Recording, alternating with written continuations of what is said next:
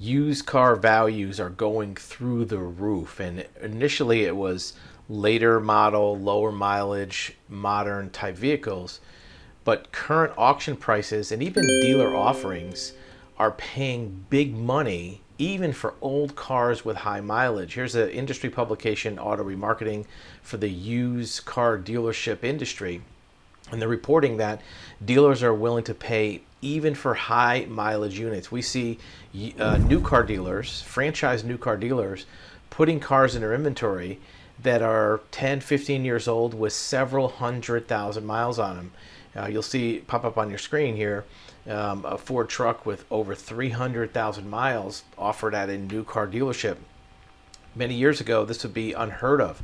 There's a dealership that has this Toyota Tacoma for sale for $50,000. It's 2 years old, maybe 3 years old, has almost 20,000 miles on it, and this car only sold for 30,000 brand new, maybe 40.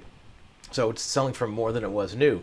So we see this on newer models, but even on older cars. If you have an older car, even if it's got some miles on it, go ahead and get some quotes from Carvana, from a new car dealership, from an auction, because you may find that the car is worth more money than you thought. And here's a follow-up on that from Kelley Blue Book, one of the largest publications for used car values, talking about used car prices at the spike. And the reason why is because the dealers have been paying a lot of money for cars at auctions.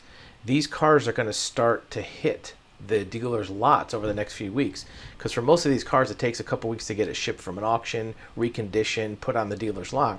So what they're predicting is that a used car price hike on the used car lots and new car lots of dealerships is going to hit within the next couple months.